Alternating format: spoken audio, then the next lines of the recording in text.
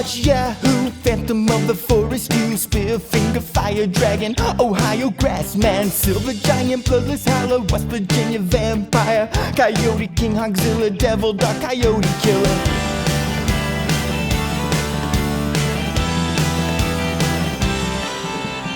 Cave creature, Mothman, Smoke Wolf, Lizard Demon, Ashman, Grafton Monster, Cow-killing Bastard, Shadow Creature, Dustman, Cherokee, Death Cat, Wild Man, Great Fire Rape. What else do I have to say? Steal yourself some chicken wire, and I'll get some lumber. Catch the Thunder Brothers. Don't you dare get out of the golf cart. We can keep our big seats while we hunt the big feet. Snallygaster of Team, Red Island Bear Beast, Silver Giant, Squalling Savage, Black Wolf was kind of average, Stone Giant, Raven Mocker, Midnight Whistler, Wampus Beast, Wawa Woman, Ohio Grassman again. Technically Huckleberry Wolfman or Wolf County, need to find the X again if we hunt the Lightning Man. Webster's Werewolf, Daily Howl, Kentucky Hellhound, Little Girl, Headless Horror, I can't take it anymore. Steal yourself some chicken wire, and I'll get some lumber. Catch the Thunder Brothers. Don't you dare get out of the golf cart.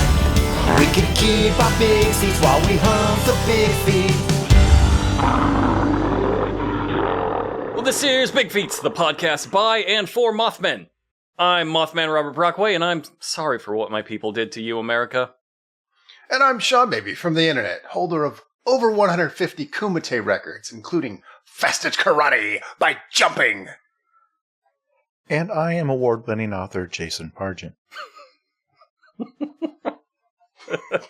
Always the best punchline. And I guess it's true. What award, Jason? Name the awards. I won an Alex Award for the book Futuristic Violence in Fancy Suits. It's an actual bronze medallion that looks a lot like a Pulitzer if you saw it from across the room. So I tell people it's a Pulitzer. That so is a guy actually, named Alex liked your books. An award, not joking, it's for books that are not young adult, but that young adults should read. It's like non-YA books that young people, and they really, really like the coming of age story in that novel. Right. Best brain poison for children is what your medal says. Yes, hey, children should absolutely not read any of my books. By the way, I appreciate that award. I do. It's the only thing I've ever won in my entire life. Children should not read any of my books, including unless they're an Alex. The book tests very well among Alexes. It's also not true. We all have a Webby. We all won a Webby that one time. That was nice. I still have it here holding all of my pens because it's the perfect shape to hold pens. I think I won a Webby when I was the editorial director of Break, but I don't remember. Oh, okay. This is worthless. Throw this in the trash. Yeah, just to put that in context. Speaking of award-winning books, Jason, before we go any further, what would you like to plug? I have a new novel coming out this year, or if you're listening to this in the future, it's already out, but it's out in the fall of 2024. It is up for pre-order now. It is a standalone novel called I Am Starting to Worry About This Black Box of Doom. It is a ticking clock thriller that starts going off the rails about 3 paragraphs in. 3 paragraphs? I am excited for this those book. First, I think it sounds pretty fun. Those first 3 paragraphs are just like real sobering, like fine literature until you get profound. To the Black Box of Doom. Until my attention span runs out. And then I start to think, wait a second, what if this other thing happened instead? If you have never read one of my books, you will see my lifelong struggle with attention deficit disorder play out across 150,000 words at a time. If you're listening to this now and you're thinking like me, like fall 2024, like I don't even know that I'm still gonna read by fall 2024. Just order it. Order it right now, as like this is the only time that it counts as far as books are concerned. If you don't order a book in advance, then nobody ordered the book. It's fucking stupid, but you gotta do it. Just go pre-order it wherever they sell, and then it'll be like a present you forgot about. I'm not kidding. It is the best thing when you suddenly get a present for yourself that you totally forgot you had ordered 9 months ago, and you just get it out of the blue. It's like, oh, my past self loved me enough to get me a little gift. Yeah, I've gotten some gifts from 9 months ago that I wasn't too happy about. Okay. Don't fuck up Jason's plug. Just throwing wrenches in the fine machinery of your promotion. That's what we're here for. I would like to plug. Let's do the podcast this time. Dog Zone 9000. That's the podcast me and Sean do, where we find just cursed objects in strange media and talk about them with extremely funny people for probably a little bit too long. Unlike this podcast, it's ranges all over the place. The last one we did was the fucking craziest movie I've ever seen. It's called Ghosts Can't Do It. It's our upcoming podcast. It'll be out by the time this runs. Starring Bo Derek and Sir Anthony Quinn. And the entire movie is it's like Ghost Dad, but for John Derek, Bo Derek's husband's, like, cuckold fetish. So the entire thing, I'm not reading into it. That is the plain text. He is saying, please come bang my wife from the ghost plane, Sir Anthony Quinn. It's an insane movie at every step. Have you seen that movie, Jason? I, of course, have not seen that movie. Okay. But we hadn't heard of it, but I mean, the whole time we were talking about how it should be in the discussion for worst movie of all time. Like, this should be something everybody knows about. And somehow we don't. Very uniquely, too. Like, it is such a unique disaster. Like, it's like nobody had ever seen a movie before. The editing is wild. The sound is wild. Mm-hmm. The entire thing is literally just, like, it's a cuckold fantasy for, like, an impotent man. It's the most autobiographical thing. Like, he was a 50-year-old man when he got together with Bo Derek. And then John Derek eventually did die of, like, heart she was 15. congestion. She was 15. 15. She was. And so in the movie, it's a 50-year-old man dying of heart congestion who got together with, like, a 15-year-old girl. And, like, it's just his life, except for he's saying, I'm impotent now. Come fuck my wife. Right. But also ghosts. But it's crazy. For those of you out there who are only Bigfeets, if you're Bigfeets heads and you're not familiar with the other work that Sean and Brockway do, their whole thing is when they are making fun of bad or weird media, they, for example, are not going to do a podcast about Madam Web or whatever bad movie everybody is hating on. They will find something you almost certainly have never heard of that is 1,000 times weirder than anything that other people are mocking. Especially, Sean has a library of cursed artifacts that he has dedicated his entire life to accumulating. And his ability to find things that are weirder and incompetent in a way that you didn't know a thing could be incompetent is alarming and in many ways life-changing. That is what is unique about their whole operation. And Sean, where can we find some written material about that particular library? We do that at 1900hotdog.com, and it is the final comedy website. We pay our writers well. We have joke-dense, well-researched, funny things about very strange objects from a lot of all-star cast of writers like Michael Swayman, Alex Schmidt, Merritt Kay, Lydia Bug, Denard Dale, a lot of our old crack friends, a lot of new faces. We're very proud of it. Our 4-year anniversary will be happening on Leap Day 2024, which may have happened already, if you're listening. I don't know. It happens on 4 years. Wow. 4 years. That's a lifetime in modern media. Yeah. That's true. That's true. We've seen the fall of empires in 4 years. It's fall of empires we helped build in 4 years. It's been a wild time. I feel like we could shorten our plugs to just human writers. We have human writers because that feels so luxurious now. Yeah. Like, what a treat. Oh, handmade, you say? Bespoke, just for us. We are going to pivot to a robot trolling IMDb for random lists of things loosely connected by algorithmic logic. But until then, real jokes by real people. I was investing heavily in the one that's just going to recap Reddit threads. Yes. Yeah, I feel like that's the future. Anyway, we are here to talk about something only humans could make because robots are smarter than this. Mountain Monsters. That's what this podcast is about. Mountain Monsters is an actual show. Everybody thinks we make it up when we talk about this podcast, and it does sound like something we'd do, but we're not. It's a real show. Heavy quote marks on that. It's sort of a hillbilly X-Files paranormal procedural. It's like that Ghost Hunter show where it's, quote unquote reality TV done on absolutely no budget, done on maybe negative dollars. where they hunt all sorts of creatures, a lot of Bigfeets, but they branch out all over the place as long as they do not have to drive more than 15 minutes from their house, and it can be done in the span of one weekend. They will hunt whatever is there. The cast is made up of Trapper, he's the leader. Huckleberry is security and a secret Bigfoot. We all know. Buck is on a huge redemption arc. He's our husky ninja. Jeff, Sean's least favorite, is our hillbilly research scientist and the man who mans the thermal camera, which does nothing. Willy is our trapper. He builds up to one box that will fall on whatever their creature is there, but no, it won't. And Wild Bill is, I'm gonna say, our pep. He's the soul of the troop. He's our cheerleader, here to fall out of a tree and just cheer everybody up when he's when our they get enlarged fucking heart. dunked on by a monster again. Now, For the millionth time. before we dive into this episode, the Snallygaster hunt, I want to mention a couple of things. One, I feel like in the previous episodes we recorded, the last couple, we were starting to get a little negative about certain members of the team. And I think we're joking, saying that we hated Jeff. And, you guys were and that kind of joking? thing.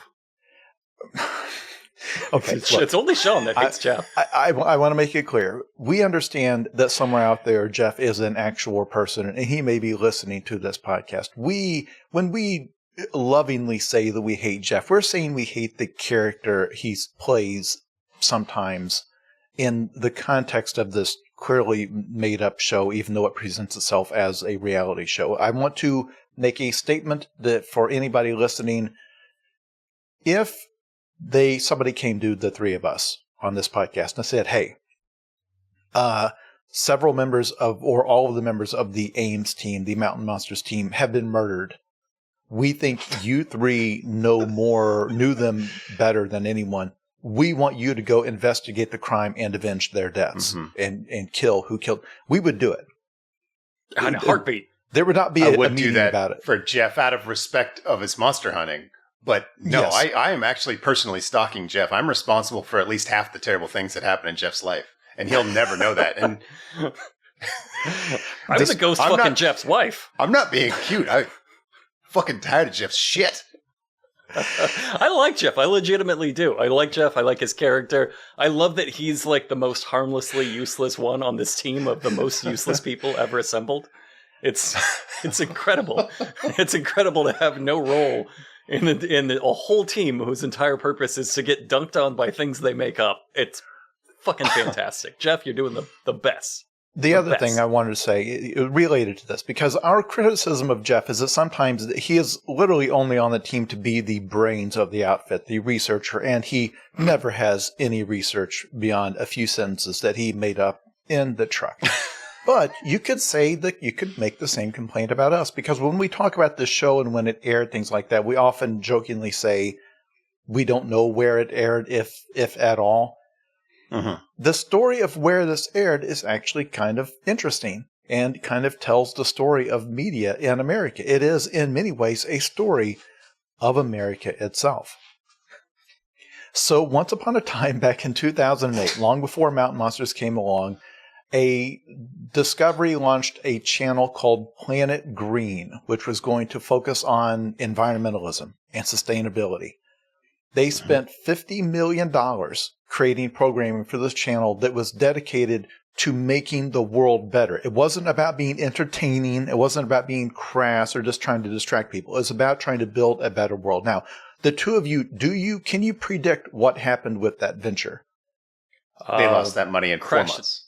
Yeah, crashed and burned almost immediately. Almost immediately. So a few years later, they relaunched it as Destination America, saying, okay, still no crass, shallow junk reality TV. This is going to be a rival to the Travel Channel, which is owned by another company that is going to be about exploring American culture and bringing, some of the parts of America that aren't normally focused on by Hollywood, and the people and their habits, and kind of like saying, look, this is our country. It is a rich tapestry. Do you want to predict what happened to that venture? Even shorter.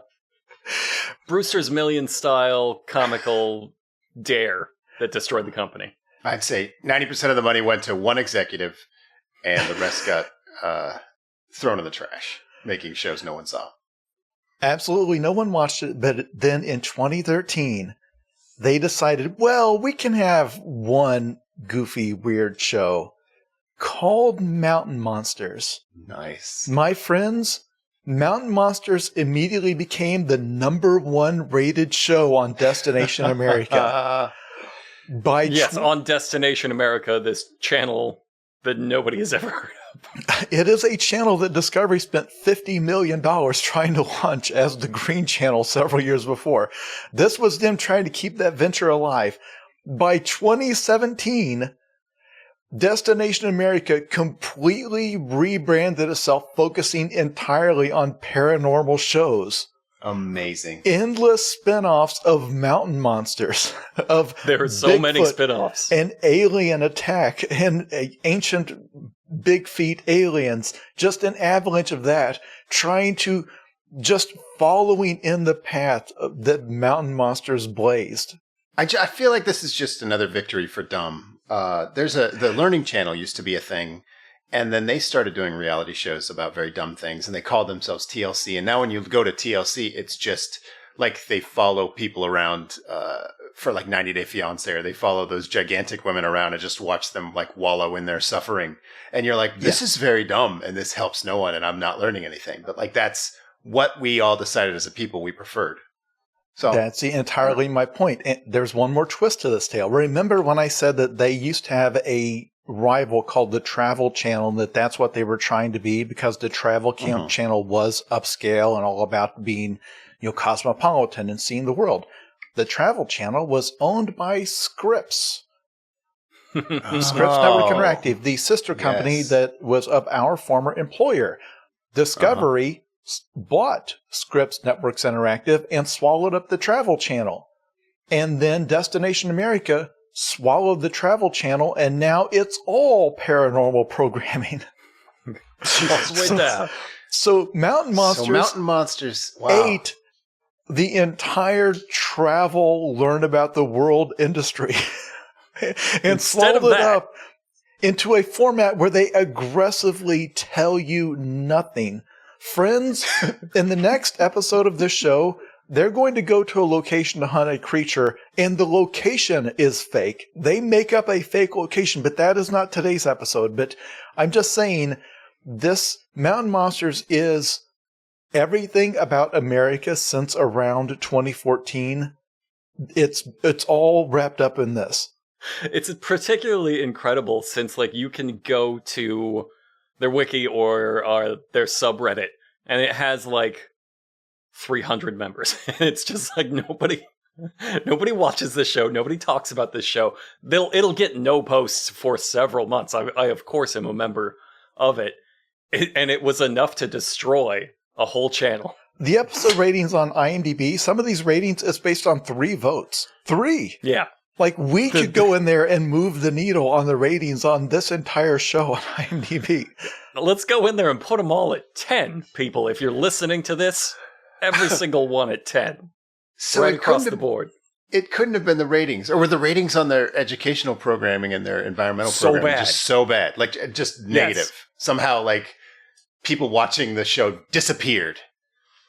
Well, we know for a fact this show costs nothing. They won't even, it doesn't even really cost gas money, since they won't drive more than 15 miles away from their house. It doesn't cost hotels, since they just sleep in their trucks for overnight on the weekend. It costs nothing. A travel show, you at least have to travel. I mean, you at least have to go somewhere and stay somewhere. So how can you compete? I mean, it's AI. It's the reason AI is doing gangbusters, even though it's just absolute fucking garbage. How can you compete with zero? You can't. But now we're sad when we should be happy, because this show is wonderful and every episode is better than the last. And that's still, I say, that is still true, because Snallygaster, the episode we're watching, Mountain Monsters Season 1, Episode 16, Snallygaster of Preston County, that's according to the HBO Max order, which is the order we watch it in, because they are scrambled all over and everywhere you find them, it's an incredible episode. First off, I just want to say the 30-second preview that they roll before they roll every episode, which just shows you what happens in the episode, astonishing this time. Like, the amount of drama in this, I just wrote down, somebody dies from a gunshot wound in this. They have to. It was all just comical falls and guns going off for 30 seconds. It was wonderful. And we always start by... I don't want to, like, throw a monkey wrench into the momentum, but I would disagree with everything. I think this is probably the worst episode they've done. I think this derails, like, their whole vibe. I don't think I'll ever look at these people the same way ever again as content creators, as monster hunters, definitely. I don't think I've ever seen anyone get their ass kicked by anything, especially anything imaginary. That's what's so great about it. It was the most monumental. It was a disaster. I feel the two of you are relying on me to be the vote, the deciding vote on this. On one hand, this is a joy, and it is something that should be. If we were to make a satellite to send off into space and contain like several hours of American Earth or just Earth culture in general to explain to alien civilizations what we're all about, this episode of Mountain Monsters would definitely be on it. Also, on the other hand, it really should not have aired. Because it is. I agree. It is.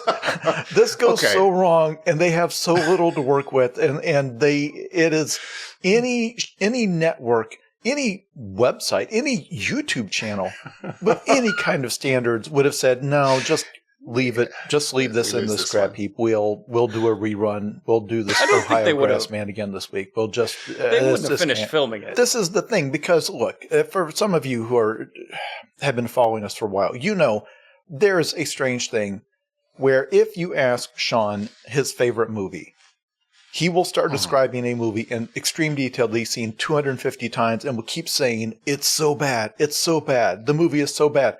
You think Bloodsport is bad? It's incredibly difficult to tell what things he likes ironically, in which, I think in his mind, it all just overlaps. Like, so bad it's good, and so good it's good. It's just kind of all part of the same universe. So, it's a fun discussion to have, yeah. In Sean's orbit long enough, you also lose the ability to say, okay, am I enjoying this because it's good?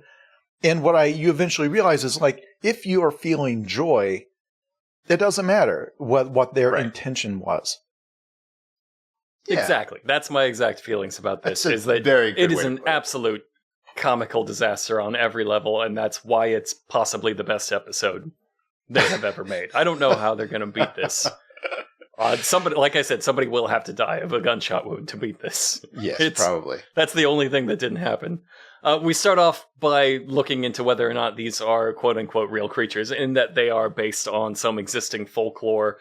This is based on folklore. The Snallygaster, even the name, they didn't even change the name. That's a real thing.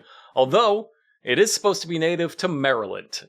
We do not have the travel budget to drive to Maryland, so it is now in Preston County, West Virginia, which they just transported the whole thing over there because the whole mythology is all there in Maryland with the German settlers and the star things on the barns. That is not present, obviously, in Preston County, West Virginia, but they're just like, yeah, fuck it. We're going to change the whole history of the county. I looked that up, too, and thought that was really interesting, that it wasn't like just... Because they could have said, hey, just a few Maryland people came over here and started a community, and the Snallygaster came in. So it was like, no, just change the name from Maryland to West Virginia and just read the Wikipedia to us. And then just the whole history, who settled it, the pictures of their barns, it's all just shunted right over.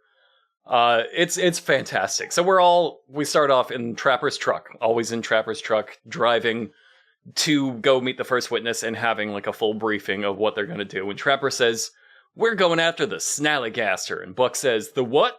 And Trapper says, Snallygaster. And Buck says, bless you. And I bring that up because this is why I think at least some parts of this show are real, because that's the worst delivery I've ever heard from anybody. They can't line read. Like, they can't, if you give them a script, they can't do it.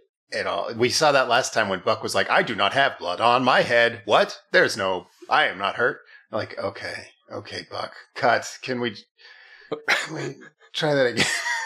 But that means some of this has to be authentic. I now believe, I believe in Bigfoot like 10% more because of how bad this exchange went. That's the point I was trying. You put that better than I did, but that's the point I was trying to make, is that these guys think a lot of this stuff is real because they are not capable of acting. I mean, I think they're capable of faking something, but something in here is real, and those reactions is real, because when you give them a script to read, it is local dentist commercial quality. Yeah. So Trapper explains that the Snallygaster is a huge flying reptile that weighs 800 pounds. So for the Mountain Monsters drinking game, for those of you at home, the crew misunderstanding the density of creatures, they take a drink, because a Maybe pterodactyl, for this, example, which is clearly what this is just a pterodactyl dinosaur. Those weighed about 300 pounds, they think, based on their skeletons, whatever. Because flying creatures, versus their size, are light. You see birds with enormous wings. You do not see many birds with enormous fat wings. It's just physics. So the idea of an 800-pound flying creature is ludicrous, and even their rendering does not. It would be a very chubby creature, again, unless it's made of lead. It's okay. Even like 300 pounds, they thought pterodactyls couldn't actually really fly. They were mostly just gliders, like they would climb and glide, because that's too big. That's just too big to really fly. It's 3 Triple H's, if you want to put it like that. Like, imagine Triple H, and then a second Triple H on his shoulders, and then another on his shoulders, and then handing that thing wings and saying, "Go ahead and get off the ground." Even if they work together with the mind, the synchronicity that only a cloned Triple H, that only a 9H could pull off, they would never do it. So it has a 20-foot wingspan and a 2-ton dump truck, just real thick thighs, real juicy ass on this one. Oh, them thighs are double checked. It is definitely, it's poking that booty out. It knows what it's got, and it wants you to see it. But because it's a reptile, it has the same, like, cornered meth raccoon eyes and crazy snaggle teeth. I don't know why they do this for every reptile. Also, this has my favorite fictional creature feature, which is where they've taken it has a beak, but also like 6-inch long teeth. Right. Because that's misunderstanding how a beak works and what it's for. Sticking out in every direction, too. Like, just... It cannot begin to close that beak. And they've just, by the way, if you go to Google image search and just search for a rendering of a pterodactyl, they took that and they very poorly drew in teeth, 6-inch long teeth, just pointing every which way. This is, I think, the worst animal rendering up to this point. It's pretty fucking absurd. It's crazy. Jeff says, in true Jeff fashion, he's going to add shit that almost won't come up again. He says the Snallygaster has an ear-piercing scream. It actually sounds like a locomotive whistle. Okay. I know there's... Okay, well, I need to say something here, because you're going to think this is Jeff being very kind and generous to whoever has to do the audio and post-production, where he's suggesting a clip from... Because, again, the animal sounds are obviously dubbed in later, and so he's trying to suggest, well, the sound is kind of similar to the 6th track on our Halloween sound effects CD. Nobody listens. But... I'm going to say something's going to disappoint both of you, and actually it's going to make Sean Baby happy for all the wrong reasons. You joked earlier that they were just reading the Wikipedia for these animals. This is exactly from the Wikipedia for the Snallygaster. And in fact, everything Jeff says here is, if you were to skim the Wikipedia, all of this stuff about the stars and the barns where it was first seen, it's just... One place where he does not change the phrasing was, it sounds like a locomotive whistle. Because if that sounds like, he would say a train whistle. Instead, specifically saying locomotive, that's the quote from the Wikipedia page. He glanced at Wikipedia for literally 3 minutes before they piled into the truck, and then presented himself as the resident expert. I do believe that makes him the expert, just knowing what Wikipedia is. Like, if he That's tried true. to even say that word to them, they'd make fun of him for 10 years, going, They'd say, Wikipedia! Gesundheit. Did you guys hear me? But the funny thing is that in the phrasing of where it was spotted, where it will say, like, in the Maryland, Pennsylvania, he has just added in the phrase, and West Virginia, into those sentences. West Virginia. And Oh, it- you're right. which That does that- make me very happy. That state does not appear anywhere in Wikipedia. He's just added that extra state because, again, he has not said he did not phrase it as, well, you know, the legend was primarily seen at around Maryland, but we think it has migrated here. No. Mhm. He retroactively pretended like West Virginia, you know, is just one of the places where it hangs out. So funny. I'm assuming he pulled the fact of first sighted in the mid-1700s. You guys know Teddy Roosevelt? He was gonna hunt this Yeah, he down wanted to while he hunt was it. president. It's right there. It's right there in the Wikipedia page.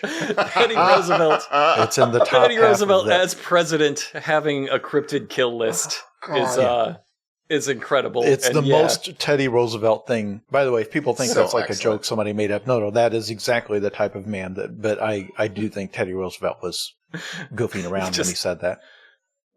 You heard about a pterodactyl, and he's like, you know what? I'm going to become president so I can kill that. I'm going to kill one of them. Kill it and eat As it. your president, I will kill a pterodactyl. I'd be like, Got my vote. that motherfucker's crazy. So Put him in charge. more and more sightings have been picked up. He mentions, the stars. These stars are supposed to just only keep out the Snallygaster. That part's true. It's true. The German Society, Maryland. And Buck says, huh, so that's kind of like a dream catcher. And everybody else in the truck goes, exactly. Exactly. What a way to put it. No, it's absolutely, it's not even like that backwards. Like, it's not absolutely even nothing close. like that. Barely even conceptually would they even be in the same idea space. Just incredible. One repels, one catches, one is the cultures are totally different. Buck, what were you going for? Like you're supposed to be, according to your 23andMe report, 1/16th some kind of Indian, and that makes you magic. Are you trying to just be like, this is the only way I can understand concepts is to filter them through my Indian blood? Because no, it's not like a dream catcher. It would be like if you're trying to explain basketball to somebody, and then someone nearby said, "Oh, it's like Miss Pac-Man," and everyone went, "Yes, exactly, Exactly. Like, Got it. I mean, Down to the bow. I know that so many of our listeners at home, their ears have perked up and thought, oh, those star symbols, that repels the Snallygaster. That's a clear Chekhov's gun they've set up. Like, are they going to have to rely on that symbol to protect themselves? Only one way to find out. only one way to find out." Stay Will tuned. they remember? You don't know. They might not totally forget about this. I'm sure the only thing you'll find that is Chekhov's gun in any of these episodes is a gun that they wrote Chekhov on, and Buck is gonna like shoot Jeff in the back of the head with it one of these days. Jesus. And you're gonna be like, oh, that came in. It was a Chekhov's gun after all. No, so it's not a dream catcher. Jeff goes on to say the Germans call it a Schnellergeist in their native tongue, but they've already burned the Gesundheit joke early, so they don't have anything to add. Except Oh, they know they have something to add. Buck. Go ahead. Oh, Buck says, "You know how the Germans say your name, Jeff? Shenanaclaus." And that gets a huge laugh. And Trapper says, "There's one for Buck." And I'd argue there isn't one for Buck there. That was clearly supposed to be the Gesundheit joke. They fucked it up on the one that doesn't sound like a sneeze at all. And so he had to panic and come up with Shenanaclaus, which is the nothingest thing I've ever heard. But Trapper laughs so hard he almost crashes the truck. He lifts up in both hands. He claps with both hands and just closes his eyes and enjoys a good laugh while they're careening down the highway. Wonderful. This show has to be such a pleasure to edit because they turn over, what do you think, 35 minutes worth of footage for their 45-minute show. And it's not like you have hundreds of takes you have to piece together. It's like, no, we ran through this once It made no sense. We stepped on several punchlines. We missed the obvious observation, but this truck only goes forward. This is not. Ain't no reverse gear in Trapper's truck briefing. That's it. That's the conversation we had. That's the one you're putting in the final show. Just two of the dumbest fucking jokes, along with an idiot reading Wikipedia and adding asterisk. Also, this all happened in West Virginia. And this was enough to disrupt and destroy an entire industry. The 11 people who watched this took over and destroyed all of media in 2014. You have the most we've ever had on the Travel Channel is 3. How are you doing this? On a budget of 0?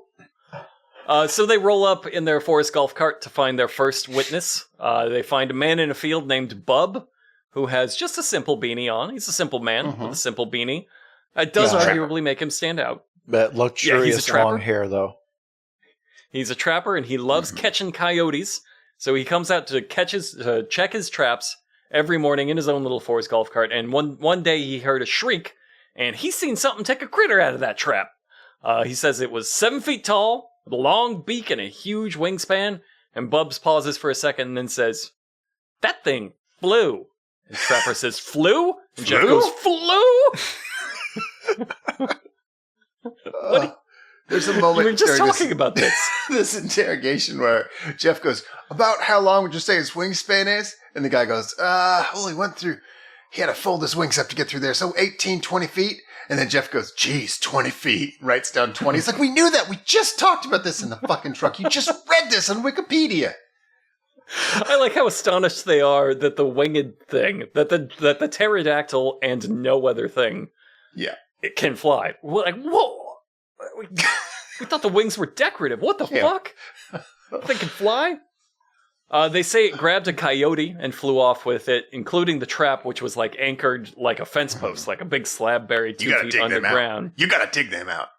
You can't just pull them out. You gotta blast it out with dynamite, that thing, and he could swoop down and just rip it out of the earth because he weighs 800 pounds and he's got a fucking jetpack on.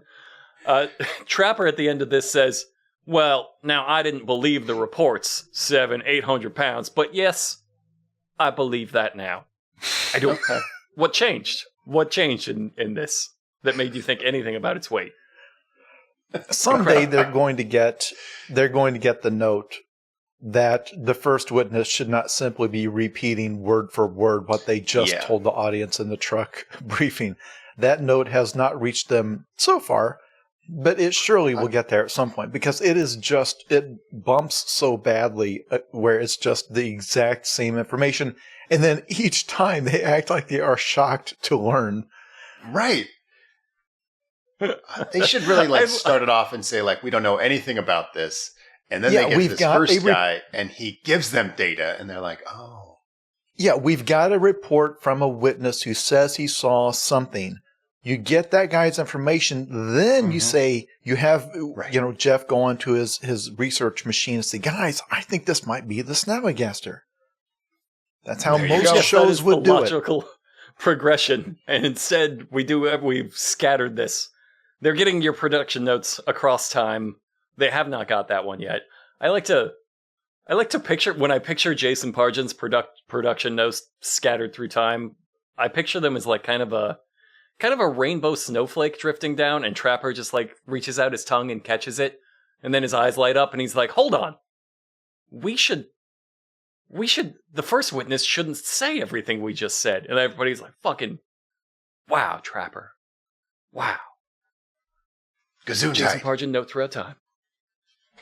That's why he's the best. So Buck says, the Snallygaster, well, now he's a huge winged creature, and we don't know if it's going to attack us from the air or the ground. So that's why it's going to be challenging. Yeah. I think we've established 4 times so far that it flies. I think we've established that it flies, so that it's going to attack you from the air. But Buck, for the rest of the episode, is going to make it his mission to determine if it can also attack you from the ground. Because this seems really important. It can't access ground. Well, paleontologists, you don't got ground. they think like a Quetzalcoatlus, like walked around on the ground and like ate things with this gigantic beak. And this thing's kind of it's probably big enough to be a Quetzalcoatlus. I think, who knows? It's all made up, but if it's 800 pounds and has this giant beak, it could kill you on the ground. Why not? A 9H with a chainsaw face? That could kill you on the ground.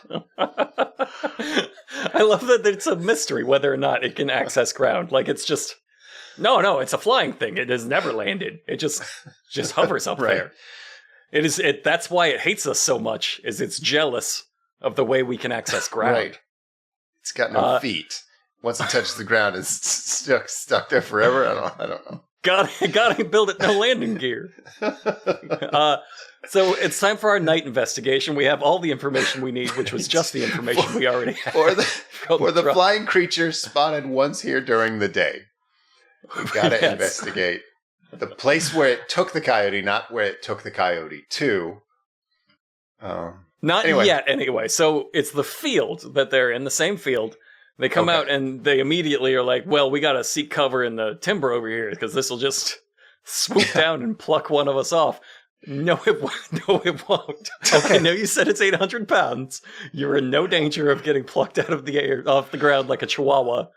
You're little, like, with Buck's little legs kicking. Also, this is quickly becoming my favorite part of the show, which is even in the fictional universe of this show, 1 in a million people have seen a Snallygaster, right? Because they're saying in their own truck briefing that sightings of this thing go back 300 years, but that it's never been photographed. They're going to say that later. It's probably never been photographed. And when they go to talk to this witness, it's not like they go into a local diner and then ask around and then 5 people in there are like, oh yeah, I saw it. The whole issue is that they have found the unique, rare witness to have seen a Snallygaster. It is a cryptid. That's the whole point. So you would think that their entire challenge would be, okay, how do we make ourselves one of the 1 in a million people to see this thing? Like what techniques will make sure that we can see it, because it is so elusive. Clearly, it has spent 300 years being undetected in a world full of cameras. Instead, when they do their night investigation, Huckleberry is immediately, well, we know we can't be out here in the open. We have to stay in the woods to have any kind of chance at all of surviving. As if he is establishing that everyone who walks in an open field in this area gets galley-snastered. No one survives. Like, you got to stay under the, like, immediately they start talking like the sky is just blotted out with flocks of Snallygasters, and that we've got to stay under cover or else this thing will get us. Yeah. Okay, but they're right, according to this episode. They're 100% right. That's where it goes. It's just like human beings are like kittens, and they're just hawks hovering around, just snatching men off their tractors and flying away with them. So they reason that they're going to have to stay in the heavy timber to force it to fight them on the ground. It's the only way they stand a chance. And Trapper gets Sean Baby's note from out of time and says, well, now we got to look for wherever the Snallygaster took that coyote. And now it's time for my favorite part, since this is, let's add to the drinking game, it's the lock and load section. Somebody says lock and load, and then we do some uncertain, timid cocking noises. Click, like clack, click, chuck, click, clack. If you watch the guys' hands, they're not kind of doing anything because they're not going to like pump their shotguns. They don't have anything in them, and they're just so they kind of just do stuff with their hands while they dub in the sound of guns locking and loading. It's very kung fu movie. It's very just like, we'll add this. We'll add the sound effects later. So they hear coyotes instantly, and Buck does some amazing improv here where he looks out and he says, well, I can tell just from here, that's 2 packs together. I never heard of 2 packs together like that. They're packing up for safety. Yeah, because like you hear 2 whoops, like you're like, oh, that's 2 alpha coyotes, which is unheard of, unless they're doing like an assault on Precinct 13 situation where they like have to team up against a shared enemy. It's like a Fast and Furious 5. Such a wonderful bit of BS improv on his part. And if you watch this, listeners, if you still have this on streaming, go bring up this moment, while he's talking, they cut to Trapper, and he has a look on his face like, this is the dumbest thing I've ever heard. But of course, he doesn't say that. He doesn't deny the improv. But because, again, in the moment, there's, of course, no howling. That's going to be dubbed in later. So Buck is plunged them into this fiction of all of the from the sound of this howl. Me, Buck, a man who it is established that he has never been in the woods prior to joining the Ames team. He now knows the sound of two alpha males howling in such a way that implies that they have made a partnership against a greater foe. There's a coyote king who is uniting the coyote tribes into one great army. They're just stumbling the into crazy a thing war is that's not far between from the coyotes and Snallygasters. Into the war, which we will establish.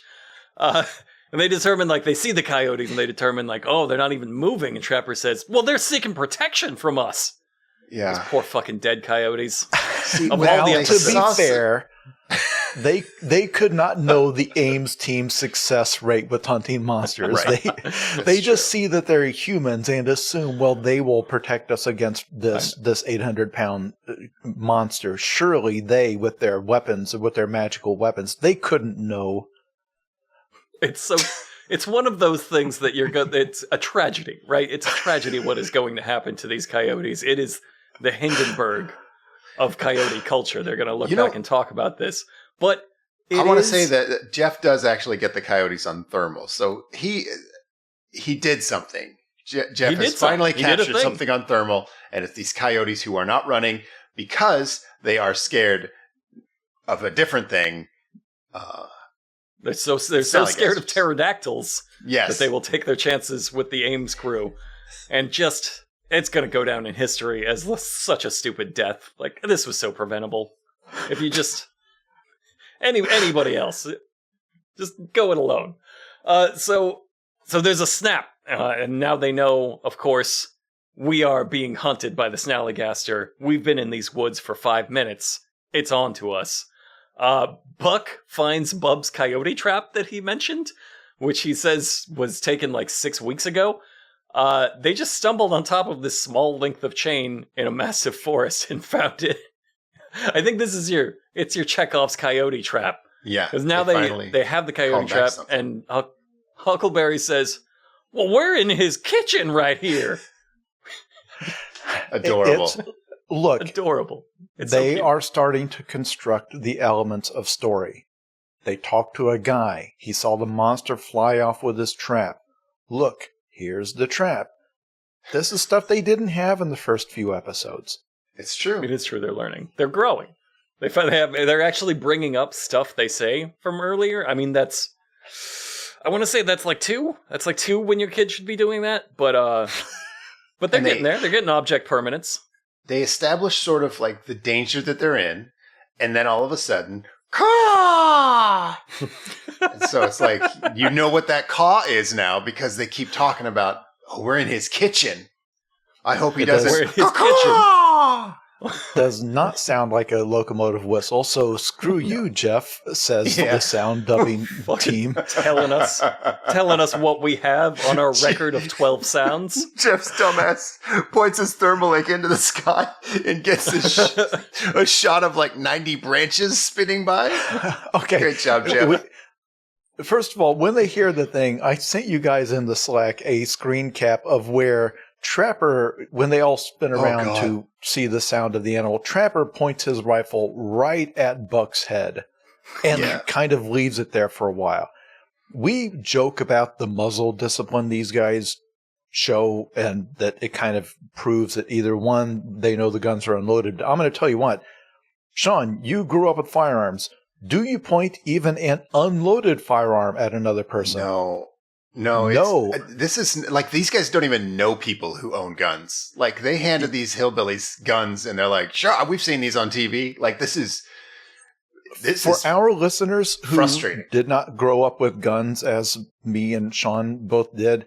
When you are cleaning a gun and you have it partially disassembled, you do not point the barrel at somebody even then. Because the whole thing is, you build into your muscle memory, you never point it at another person. You point it at the ground, in the air. Your whole deal is not... And he just has it aimed right at Buck's head, like 12 inches away. It is just almost resting on his shoulder. Like it's just hold the barrel for me a little bit, Buck. But then this episode in general, in particular, like again, I didn't grow up with guns. I know more about gun safety than this. I know that that's a bad idea to point what is ostensibly a loaded rifle at your friend every time you get startled. It's a noise. I got to point at Buck. In the fiction of the show, they have locked and loaded. It has a round in the chamber. It's in the fiction of the show. It's hot. He squeezes a trigger and Buck is dead. Like that is it. It seems like I'm harping on this. This does legitimately bother me.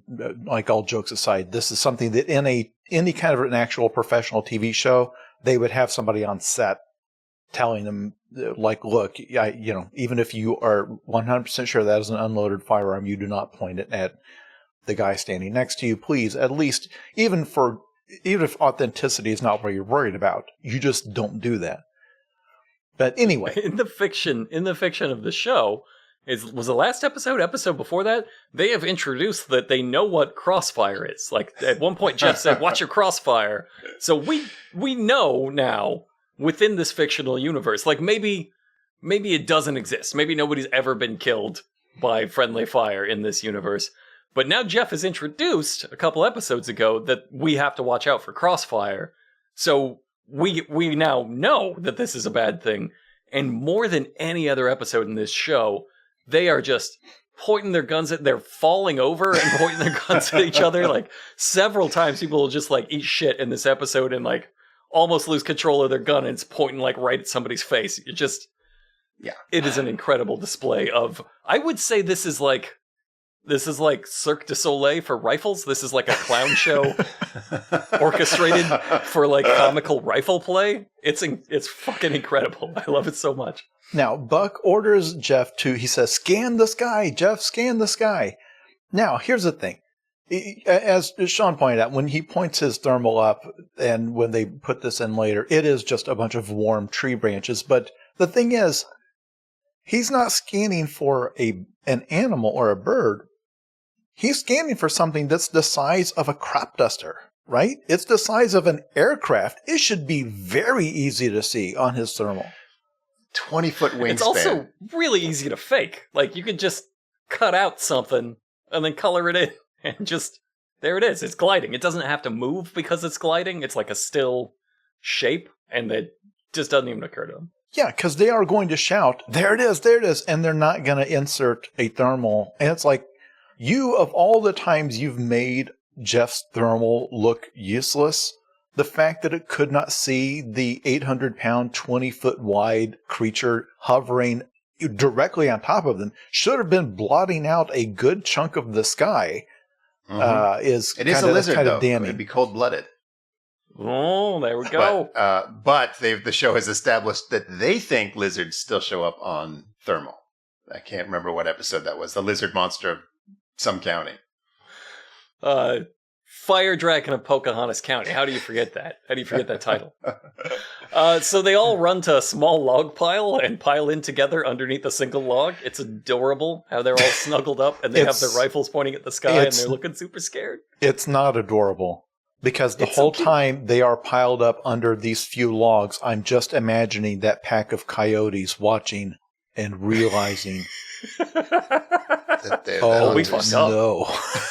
We fucked. Actually, you know what? We can take these guys. Like we're united. We are on our own. It's like a religious young boy realizing that God doesn't exist. It's like, no, it's just us. We have to make our own destiny. No one is coming to save us. Any cunning and worthwhile coyote king would immediately turn to his tribe and say, let's take those guns. We can take their guns from them. We need to defend ourselves. It's fair play. Huckleberry ends this scene by shouting, "We got the devil in the sky, boys. We got the devil in the sky." God, he thought. Load of nothing. Okay, now that is, of course, the quote of the episode, so I have eliminated it as a possibility for me having that as my quote of the episode. But him shouting, "We got the devil in the sky, boys." is that a reference? Like, you got to understand, that is an insane thing to say. Yeah. In this or any context. And they're going to cut the commercial break, come back to the recap, and they're going to replay him saying that. They think this is really cool. Yeah. To the point he thought he had the moment. He thought he had like the moment of the episode. And Well, maybe he did because... I don't think he improvised that. I think he came up with that. And once they decided they were going to do a Snallygaster episode, I think he had that in mind of like this cool, awesome moment. But the thing he's saying is insane. We got the devil in the sky, boys, because this thing is not called a devil or a demon or anything else. It's not claimed to be anything like that. It did eat a coyote. I don't know if you'd associate like a malicious evil with that. Yeah, here's another Jason Pargin note throughout time. Like we said, it's a card game mechanic. You can only carry 2 notes into an episode, and you have to be strategic about how you use them. They fucked up. They brought the wrong notes because they did not bring any sort of stakes to this. Like, they have not established this has attacked anybody. Eventually, they will almost have a stake, and they will say it hurt somebody's dog or it killed somebody's dog. Mm-hmm. But and then they fuck that up immediately by saying, well, it was just defending itself. So now we have no reason to go after this thing. And they are definitely trying to kill it. They say that several times here for no reason. So they're all cornered under this big branch. Do get a great idea though, because they remember that their golf cart has a roof. And yes, so they're like, Rapper says, we gotta get to the side-by-side. It's got a roof on it.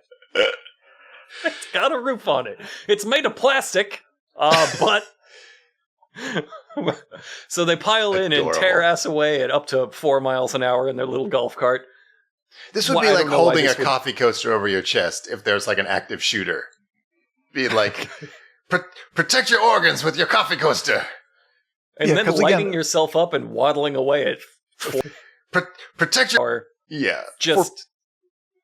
For people who don't watch the show and only listen to this podcast and like to let these episodes play in the theater of their mind, which must be a fascinating way to consume this show. When we say golf cart, this thing does not have doors on it. So it's completely open.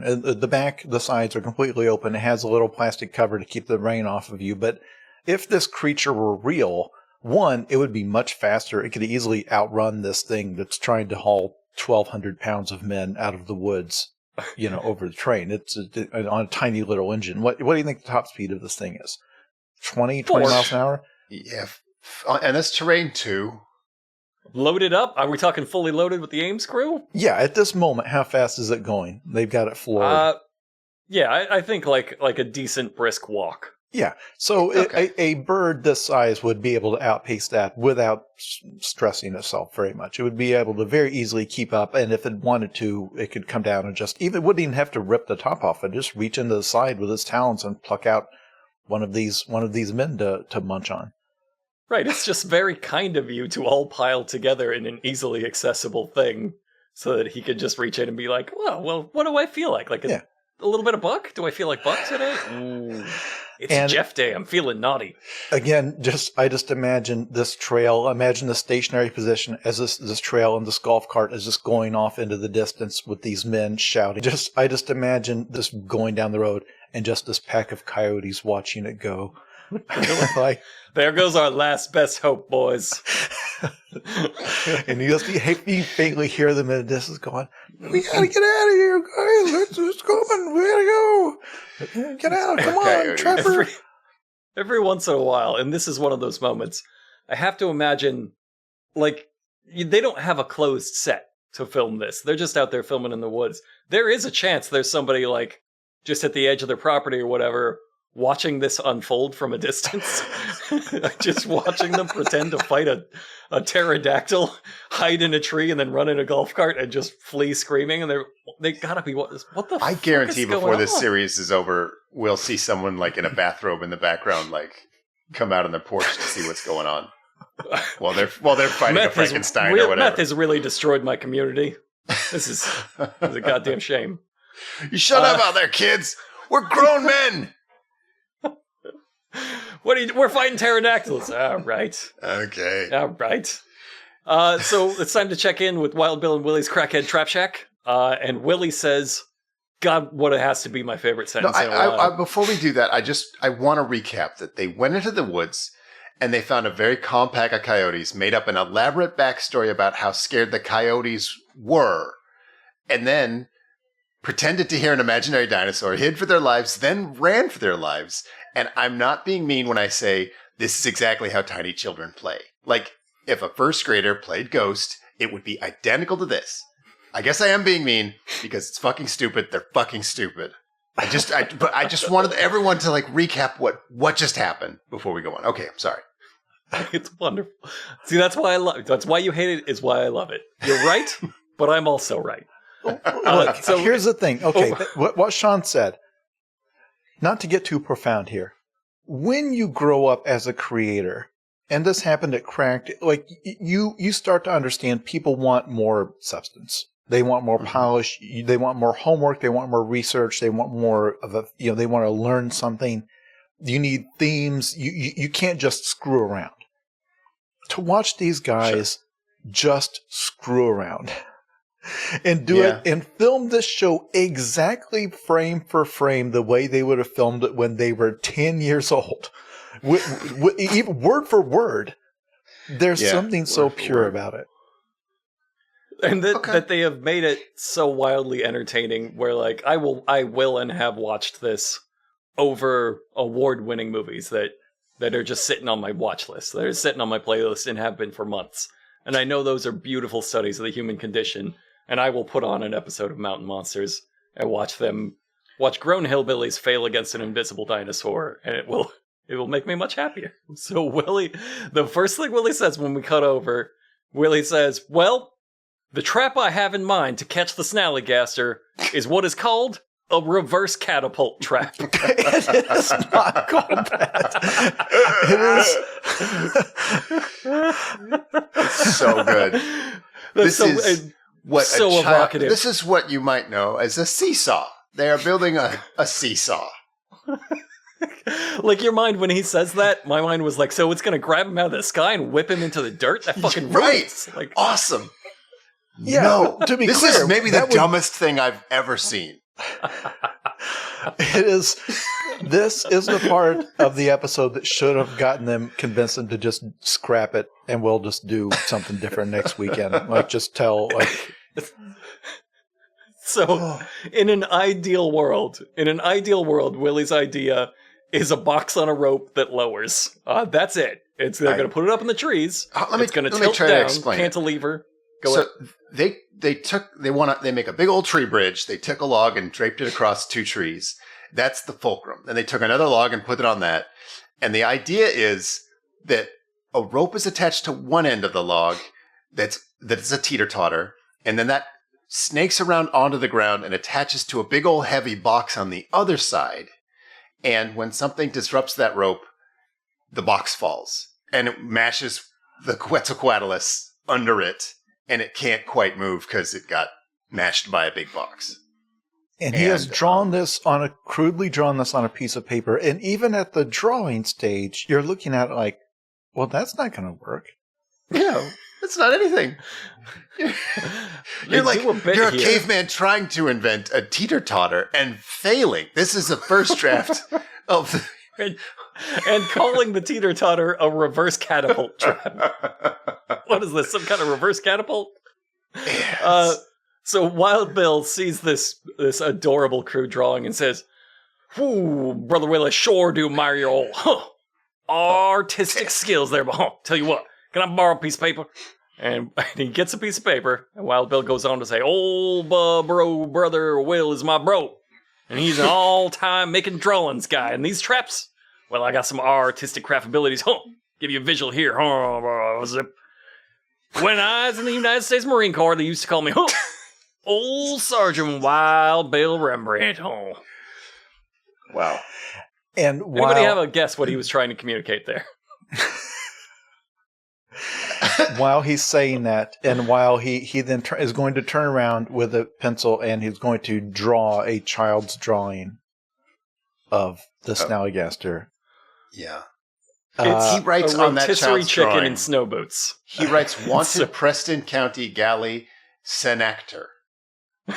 Yes. And there are random breaks in these words that, as he snakes these letters around this child's drawing of a pterodactyl, I don't know. You're going, while I'm watching this, you think I'm going to say that I'm imagining that pack of coyotes watching these guys operate. But no. Here's what I'm thinking. It's 2014. An executive at the high-flying travel channel, the prestigious show that goes all around the world and shows people, exotic locations, is watching Destination America, this sad upstart trying to challenge them on their perch, and is calling over the other executives saying, look at this. Look at what Destination America has to air. Look at how low they're scraping the barrel. Can you imagine if we had to lower ourselves to doing, we're going to Monaco next week. We've got a guy sailing across the world, and these people are doing this as if this is what the audience wants. We will live forever. I like to think he saw this and went, "Oh my fucking God, we're in so much trouble." This cost them 0, and I guarantee you that this has more views than the thing we just aired that cost us $4 million to shoot. I think Wild Bill might be functionally illiterate. Like he doesn't write like a first grader. He writes like the worst first grader. There was a kid that was so shitty in my daughter's first grade class that she got expelled from first grade. I didn't even know that was possible. And I saw the drawings she made because they were on the wall. And she is more talented than Wild Bill, the girl who got expelled from first grade. Okay. The way he has these wild spaces and he doesn't know how long a word is, he crams the word county up into the last part of wanted so that it reads Coyote. Like, the fuck am I looking at here, Bill? Let's be serious for a moment. He's got to be playing that up. Again, in real life, hope. he is a line worker for a power company, mounting lines that carry thousands of volts of electricity that will kill many people if they go wrong. He has to have all sorts of certifications and training and things like that. He's also probably taken a few of those bolts straight to his brain. So it could be genuine. I think you don't have to learn to read if you're immortal. I think you're just... That's a good point. As we've proven, he cannot be killed. He should be dead a million times by now. He's a lineman because they can send him up and just be like, grab that and drag it over, and he will. He probably speaks like Latin and Sumerian, just not like modern English. I'm not going to learn languages anymore. These languages are bullshit. So they chainsaw down a tree, and for no reason, aside from pure rambunctiousness, Wild Bill jumps on the trunk and starts running down the length of it until he slips, goes completely sideways, lands on his hip, and bounces off of it onto the ground, and what he says is, "Oh, Willy, I'm down!" He should... This is the most shit I've seen him eat. Like, he was fully horizontal and then came down hip first on an elevated log. Like, he should be in the hospital. I'm in pretty decent shape these days, replaced. and if I did this, I would be down for like a week straight. Yeah. Like that would fuck up my hip really badly, and I'm like 20 years younger than him, and in 100 times better shape. And he can't live. He can't live through this. Your body doesn't work like that. If the world's greatest genius said, "I have an idea on how to break my hip," he could not come up with a better plan than this. It's so cartoonish. All right, send to meet the second witness. They're walking down a fairly steep dirt road, and Trapper starts just tripping over his feet, like over kind of nothing, just over like it's hard to walk down a hill. And he's falling in slow motion the way like only an old man can. Like, you really have to see that to understand like he almost dies. The uh-oh-ness of this old man just weebling and wobbling. And when he doesn't die, Buck goes, "Next save!" And I don't think he's being sarcastic. No, it's... I think he watched a man almost die. Through his mind, having to like call a hospital and have them having to like helicopter this old man out of here because he broke every bone in his body. So they go down to meet Ty, who is his occupation. He is a squirrel hunter. Squirrel hunter. The hardest working hunter in the forest. I love how he started his story off. He was like, tracking a squirrel. Like, leave your garbage out, you dumb fuck. I'll come right to you. I am going to say this guy does not strike me as a genuine woods person. Yeah. There's different faces in the show where some people, they've got the prospector beard and they do look like they're local. This guy's got like a neat black goatee and doesn't look like he spent a day in the woods. He looks like somebody who worked in an office. I do not know where they find their witnesses. I would love to know. This guy feels like somebody playing a character. Yeah, he got real nice teeth. He's got real nice big white teeth for a man that spends them crunching on tiny squirrel bones. Like you would see that in the teeth. He's the only one who can pronounce Snallygaster, even though he's just now heard of it. Even though he doesn't fully believe in it. He also presents in a simple beanie. I don't know what's going on with the headgear here. I think we need to up our game. He says one of his dogs was killed by the Snallygaster. And killed? But before that, he does point out that he saw Trapper weeble, but he won't fall down. And Trapper says, I had a nice recovery, though. Ain't that right, Buck? And Buck goes, yeah, of course. Like, just whatever you need to feel like a man, Trapper. But also the way Ty roasts him over that, it very much sounds like they know each other. And I would love to know, it is none of my business. I feel bad, like, how much I want to invade the lives of these real people and find out how the show is put together, because I keep thinking that these are other people from the power company that several of them work at in real life. And they just keep, I bet that's they hear about the show and they just keep, and like this guy worked in payroll. Like, this has to be like an office manager that's like, I want to get in on the fun, boys. Yeah, because I love that idea that they're going, because this is not their only job. I love the idea that they're going back to work as because I think Trapper mentioned he's a Boilermaker or something, and the idea that this kind of gets around and the different guys at the office, they're just inviting them. It's like, no, come on, you'll be a witness every week. We got 3 witnesses. Come on, be a witness. It's easy, and it's just them just having the time of their lives. This is how it worked at Cracked. Like when we lived in those offices, because that is where we lived. Like the video crew would work all day, and then the office would shut down. And you had to film at night, and so they would just film around the office. But sometimes people would be there, and they'd just be like, "You gotta be in your little video," and they didn't have anything to do with Cracked. It was some demand media person that was in like payroll or whatever. But now he's in a little comedy sketch as like a bit part. That's exactly how it would work if you were in the power company. Somebody would be like, Are you guys out back of the office again, filming your little show in the woods back there? I could be a hillbilly, right? I could be like what's a hillbilly thing? A squirrel hunter. That's probably I could beat that. You'd have to work so hard just to get a meal. I could beat that. So he says he's. But I feel like this guy kind of went off the rails a little bit.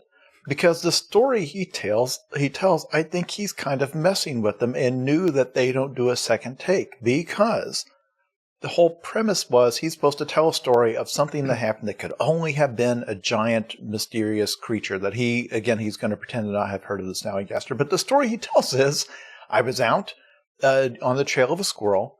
Then my dog gave a noise that Trapper describes as a terror bark. Then I went and I found my dog lying on its back with a single puncture wound in its side. Like it had been shot. Right. The joke but he doesn't know what a Snallygaster. Yeah. Being somebody shot my dog. But these guys have to reply like, oh, of course, the talons of a pterodactyl did that. Jesus Christ. But only one. So he like poked one talon out and just jabbed him with it. Just like poke. Little jab. I don't know what this guy thought it was. Because he's like said several times he doesn't know what this monster is. So he thought that I guess it was like whatever, the Pine Meadow dog stabber or super owl or something. But he's still called monster hunters and not the police to find out who murdered his dog. And Buck is going to say, have you ever heard of the Snallygaster? And the guy gives this great line read, I have not. Hold on. Haven't you lived your entire life hunting squirrels in this patch of trees? I would...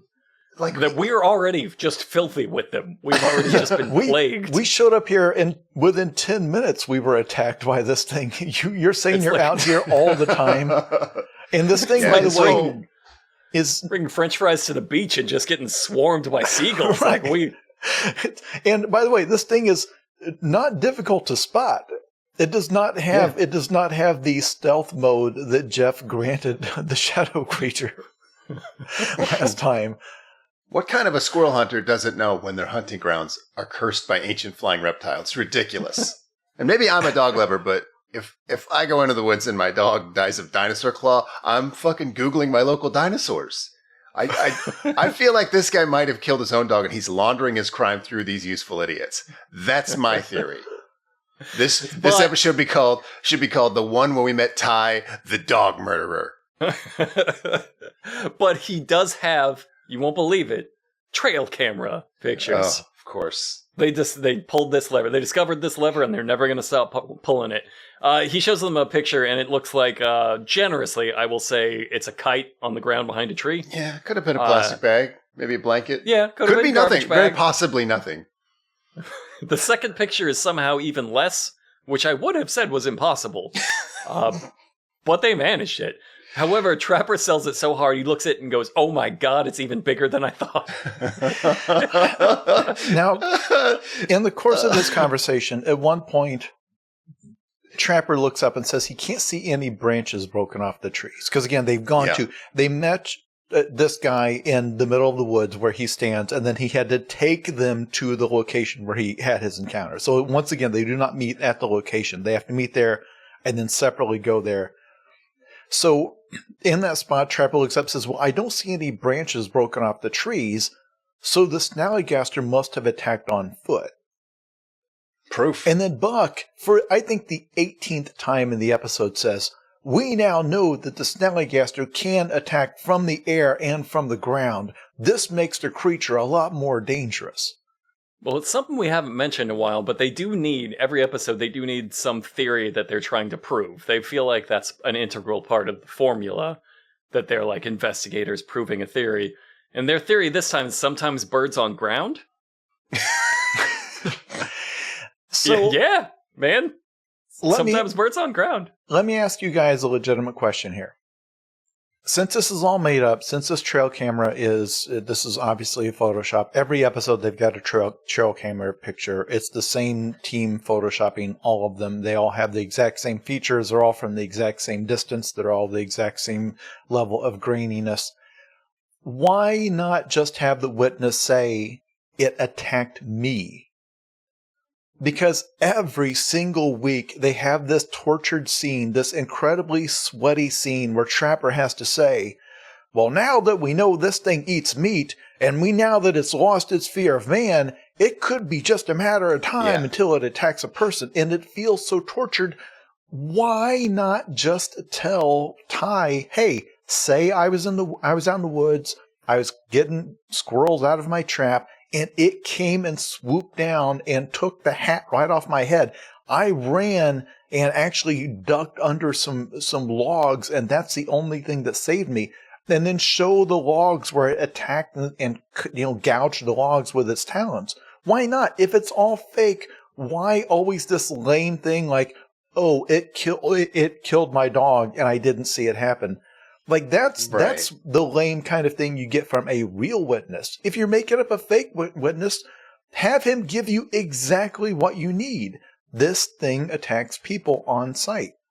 I also think that this is their idea of guile. Like, they're like, if we make it, less sensational, it'll sound more true. Because they don't know that literally everyone who's ever watched their shows knows they're making it up. Like I think they think that maybe they can convince someone that, oh yeah, it's I'm worried that you're right. I'm worried that they think they're keeping it grounded. I have a different theory. I think Trapper's out there somewhere looking at the sky and holding his tongue out and just waiting for that snowflake. He's waiting for that snowflake. He's gonna get it. He's gonna get it. He's gonna get it. The next episode, it'll just be like a guy saying, I'm rooting for I saw him. the whole thing. The Snallygaster took me into the sky and I met their king. God, I have faith that they're going to get there. Yeah. I'm pretty sure by season 8. Come on, by season 8 they have to get there. I think everyone in the country is so used to knowing somebody who got abducted by aliens that like once something happens directly to someone, you're like, well, that's just, that guy's full of shit. So if someone did say that I met the Snallygaster and talked to them, then you're like, oh, well, you're a crazy person. But a guy who says, my dog got stabbed by what has to be certainly a pterodactyl, then...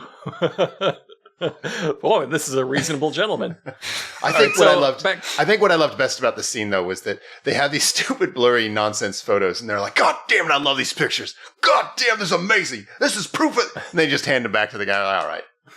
Thanks for proof of dinosaurs. Nah, you know what? It's okay. You can keep it. We don't care. It literally says this is the first time the Snallygaster has ever been photographed. Yeah. And they're like just this is a historic photo. Every biologist in the world would love to have access to this. And it's in the butt pocket of a squirrel hunter right now. Just sliding down a hill. So we cut out of there to Wild Bill and Willy's Crackhead Trap Shack, where they find Gallison actor tracks. And wouldn't you know it, it's directly under the only possible tree that could work for this trap, because they need a very specific tree with like a certain split at a certain level. And they found it. It's amazing. They make it look like they chainsaw these log planks themselves, but like if Willy did that with a chainsaw, he's a fucking wizard. These are very obviously like purchased from a local lumber mill, which is weird because this is, not to spoil it, but they're putting a lot of work together for this trap that at every single stage of its construction, it's clear it's not going to work. Like this is cartoon logic. Nobody who has ever built something, which again, I believe in reality that Willy was not a builder of any kind before he was hired for this show. But he's chosen something that is difficult. They have to lift a heavy-ass log up into the trees. They have to get up there on their harnesses. It looks like a huge pain in the ass. It's freezing cold rain the whole time. It looks miserable. It's muddy. But the whole time they're building this box out of these really heavy planks that they bought because they look rustic. They're like just logs that have been sliced vertically. But let me tell you, there's a moment here that sells just how miserable and hard this must have been. And it's that Wild Bill, at the start of this, he runs right up that tree like he's being chased by a squirrel hound. And then after they work up there for a long time, they cut to him coming down, and he slowly descends on the rope, lands on his feet, and unhooks. Yeah, he's not having a good day. He is normally not having a good time. If this is your first episode, listeners, normally Wild Bill just jumps from, if it's time to go down, just Wild Bill leaps from wherever he is and he hits the ground on whatever lands. And that's usually how he gets down from really something. hard. Yeah. Makes a sound like he knocked the wind out of himself. Then he insists he's fine because he's embarrassed. Right. This time he just descends like some kind of Victorian gentleman. Just it's very dainty. It's very dainty for him. I would say it was completely jarring. I was so floored when that happened. I could barely pay attention to the rest of the scene. They do get that log up there, so like 1/3 of the trap is coming together. And it's time to meet our third witness, Mark, who is standing in a building, and the way they frame this shot is so fucking funny to me. This is the funniest witness reveal in the show's history. He's standing in the doorway of a barn because it's just pissing down rain. And he looks so sad. He's just like he went to a shed to cry alone. And like they just got a shot of him. Just Eeyore broken inside. Just frowning. He's frowning. He's got his hands just kind of slumped down. He's looking at the ground like, I can't believe she did this to me. And then up roll these joyous, raucous hillbillies like, did you see that pterodactyl? He's like, okay. I don't know. Anyway, he does something fucking insane, and he invites them out of the rain into his building. Yeah, we've never seen this. They've been in a building. They have never been invited specifically by a person into a building before. Like, this man knew what he was getting into, and it's like bed bugs, man. You're never going to get him out of there. Like that, they're never going to leave. Mark predictably says, well, things have been going downhill for me lately. You can tell by your sad eyes, pal. We can tell by the attempted suicide on your face. Jesus. He heard something. He heard something in the barn. It sounded like coyotes. Then he headed out and everything got quiet. Real quiet. And he thinks whatever was in there killed the coyotes, but he says this exact line. I don't think this creature was attacking them coyotes to eat them. I think he was attacking them because he was mad. Just projecting his own emotions onto the pterodactyl. And then says he's got something that he thinks can prove that and goes off into another part of the barn to grab a small cardboard box. And once again, the Ames team is giddy to find out what this man has in his box. When again, if this was us at some guy's barn, like, I got something I'm going to show you. It's going to prove what I'm saying. That I think the Snallygaster had a vendetta against them coyotes. I'm going to show you. Got it here in this box. Like, you would not let him show you what's in that box. Severed human penis. 100% severed human penis. At least 10 or 11 of them. Yeah, like one was optimistic because he's sad. Like, he's not having a good harvest. Pop open this unrelated penis box. All right, now I'll show you what the Snallygaster. So now they know there are multiple Snallygasters. They decide not only are there, well, because there has to be a mother and a father. Now there must be like a whole flock. There's got to be a flock of fucking 800-pound, 20-foot wingspan pterodactyls in West Virginia that nobody has seen in 300 years, that nobody's ever caught a picture. Amazing. It's incredible. This man has a Snallygaster egg, and the Ames team isn't like, we got to get this to the Smithsonian. They're like, yeah, how many things are we up against? Like, what the fuck? Once again, they don't take it. They don't take the egg from him. They're just like, you keep your souvenir. Science doesn't need to know about that. Yeah. And Trapper says, Snallygaster egg, look at that. A line he has no problem saying in a show where he dictates that the witnesses' stories be unremarkable. Because again, this guy's story was that he heard some coyotes fighting and then came out and there was nothing there. And from that deduced, they had fought the Snallygaster. He deduced that there is a battle royale going on between the United Army of the Coyotes and the Snallygaster warriors. Listeners, that is a quote. Trapper saying there's a battle royale going on in that mountain.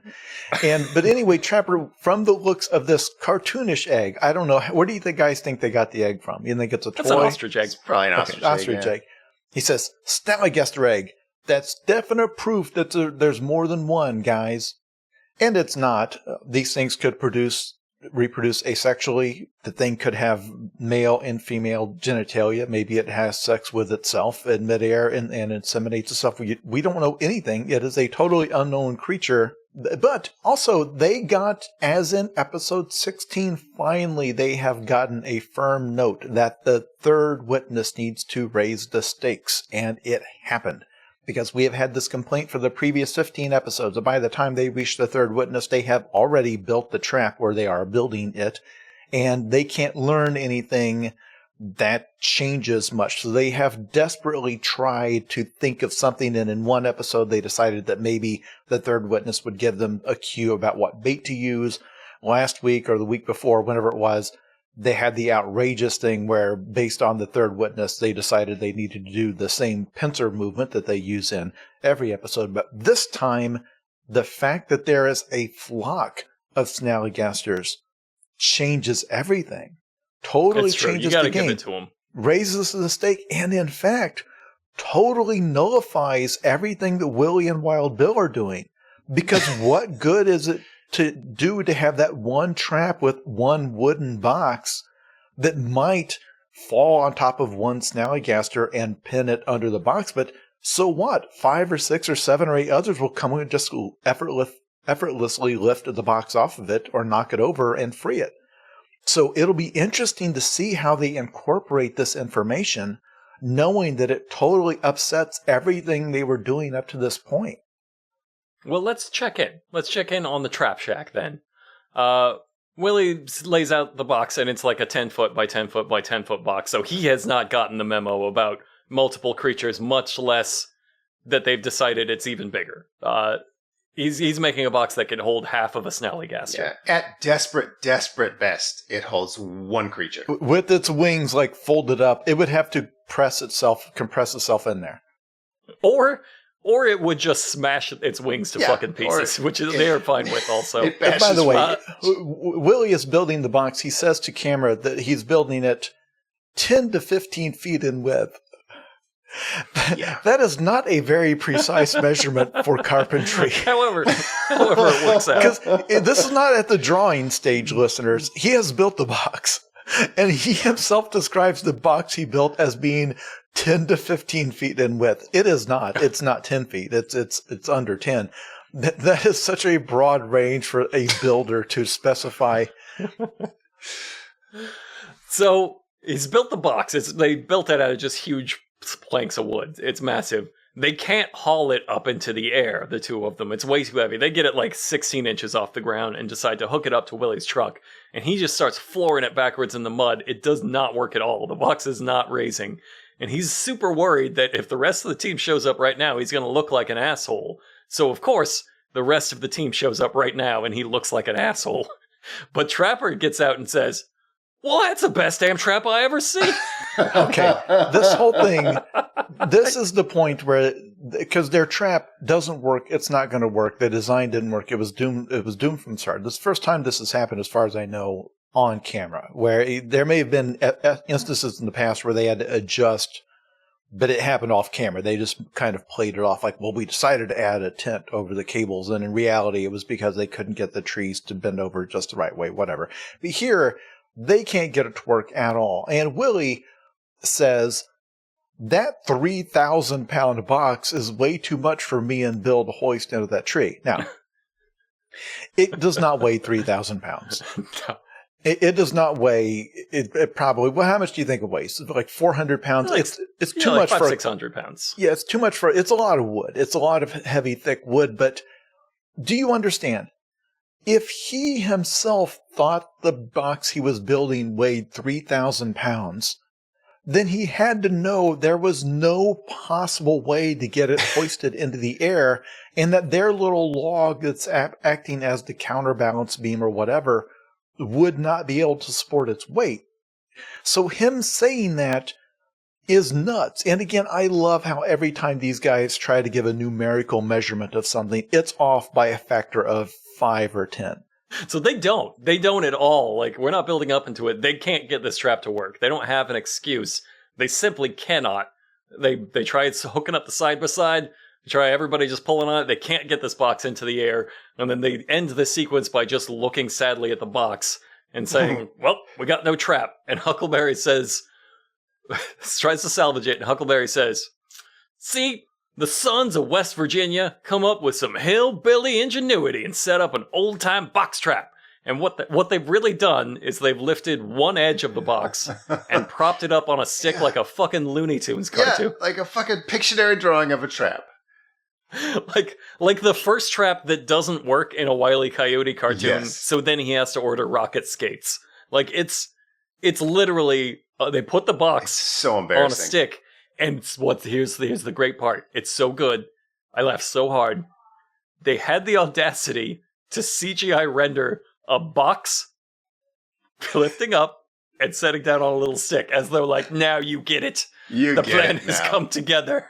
This little Throw CGI this box. in the trash. You blew it. Just throw it in the trash. Plan B should be shooting the thing with a gun, not luring it into a box like a chipmunk. It's just the trap's gone. Let it go. Because the box, when you lift it up, it only now has an opening of about 4 feet because it's just tilted up. And so you imagine this creature, which again is the size of an airplane, it would have to, if it intentionally wanted, if it was like a cat, like it wanted to be inside the box, it couldn't get in there. There'd be no way for it to get itself into this. Even if it wanted to be trapped, it couldn't get in there. But now you imagine a flock of these things, and if it came down and stuck its head under there, maybe it knocks that stick over and it falls on its head and it has to like back out. But that's pretty much it. But they test the trap, which it's just a box propped up on a stick. What's there to test? Can you What's there imagine to if they test? yanked the stick out and the box just remained just covers it. Floated. Yeah. So What's the failure condition, guys? they yank the stick out and the box falls and they all start cheering like it's the Super Bowl. Like they Like, meant yes, to do it this. works. Willy's plan worked, and it did not. It is the most anyone has ever failed at any task in the history of the species. You could have, if you had actual footage like a TV show, you could have just cut around it or recut a couple of scenes to make it look like you meant to be only ever making this, if that's what you wound up with. You didn't have to show us every step of your abysmal failure and then a CGI rendering of the sad, ridiculous thing that you've settled on. It's incredible. Not just that, when they were building it and realized they were failing, and again, we've skipped a lot of their struggle. It is the best part of the episode. At one point, they tried to use the truck to pull the thing into the air. It couldn't get traction, so the team arrives in the golf cart. It's like, well, let's hook the golf cart to the truck, and combined, they can pull it in the air. Obviously, power. Does not work. It's mud. It's just pure wet mud. They have no traction. It has no chance of working. But the whole thing, when the team shows up in the middle of their failure, it's orchestrated like they don't know they don't communicate, and I guess they don't, because Trapper gets out of the truck and delivers into camera the line, "Willy's trap is phenomenal. This is a medieval beast. It's a medieval trap. It's exactly what we need to catch this son of a bitch." Everything he says there is wrong. It's not a medieval beast. This is not a medieval Cretaceous. trap. It's not They need exactly a fucking what meteor you need. or an ice age. Also, you got that a little bit wrong. What he actually says was, this is a medieval trap for a medieval beast.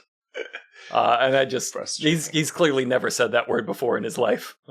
Can you imagine if somebody told him that? A real pterodactyl hunter showed up here and saw this, and they're like, "You dumb sons of bitches, like built a box 1/3 the size of it on the ground."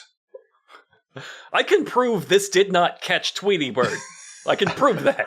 I have video evidence that it's not good enough for Tweety Bird. It's not going to get a pterodactyl. So all right, let's get to the night hunt. Trapper tells him he's got a new plan in light of this trap. And what they're going to do, they're going to split up, and one team will take the high ridge line, and the other will work the low timber. And what do they do? Why did they split up? It's like kind of a top and bottom country movement. Oh, shit. That's genius. They're getting closer to the top and bottom country movement. You thought I was joking. They're going to say that exact phrase at some point. Now, if a real pterodactyl hunter was here, he would probably tell them it's difficult to herd a flying beast with two 3-man squads on the ground. Not dissuade in the slightest. Yeah, and also the creature, we've established it is not afraid of you. The last time you encountered it chased you out of the woods. It thinks you're a fucking joke. All it's ever seen you do is fail. So they hear a snap, and their killer instincts all kick in, and they form a daisy chain, pointing their rifles at the back of each other's heads. So we all die together. They all three. I'm Don't serious. let it take In us a line. alive. In a literal line, they form up single file and point their rifles at each other's heads. Like they could all, you could take them all out with one bullet here. They really broke these teams up in a lopsided way, too, because they put Buck with Wild Bill and Willy, and they have the only two that can run and climb, and a Husky Ninja. And the other team has Jeff, who's clearly a -3, and then Trapper and Huckleberry, who are combined -1. This team dies of diabetes before they catch a cold, much less a flock of pterodactyls. But they see eyes already. They do. They're great at seeing eyes. Buck says, "How many eyes you see, Wild Bill?" And Wild Bill says, 4 or 5. 5 would be a crazy answer, huh? Yeah. One of them's winking at me. It's a very alluring coyote. Buck determines that means there's at least 2 or perhaps 5 pirate pterodactyls after them. Trapper stumbles across their nest, and it looks exactly like a bird nest, only huge, which I find very funny for a pterodactyl to do. It's huge, but it's not huge enough. It's like he says it must be 8 foot. It's clearly not. The level of gaslighting on when he gives numbers is just really shocking, because it's maybe 4 or 5 feet across. It's a pile of twigs in a circle. It's so cutely formed. It's like a perfect circle, and you were working off a drawing of like a robin's nest, and you're like, that's probably what a pterodactyl would use, right? And on the ground, it's not up in a tree, of course. Because obviously, if you're a flying creature, by far the safest thing is put your eggs right there on the ground where the coyotes are. Yes. Not even on a cliff or anything. Like, that's why the coyotes are eating your fucking eggs, you idiot. It's got a deer leg in it, which Trapper points out. My God, he stripped the hide right off of it because they bought it from a butcher, and they need to just like gently resting on top of the nest. And it only took the skin off perfectly, as though he bought it from a fucking butcher. I think what I love best is they're standing in this creature's nest, this thing they're terrified of. They go into its home. And they're like, guys, they call everybody, the team, like, guys, we're in the fucking nest. You got to get here quick. We're in the nest. You got to see this. And so they're like, okay, cool. We'll come to the nest. And then they hear, caw. And then they're like, it occurs to them, oh my God, we're in this thing's nest. And they all just run for their lives. Like, this was a terrible idea to call everyone to the most dangerous place in the woods. So now they're running for their lives, and they all pile into one forest golf cart with a little tin roof. And they're being swarmed by pterodactyls. And Huckleberry says, "These flying fucks are everywhere. They're just dive bombing on us." Two things. One, these flying bleeps are everywhere. Again, none of us have access to the uncensored show. I was counting on this. I was counting on you doing this. Again, it has become a drinking game where you get a bleep that you can't fathom what it could be. I guess it could have been.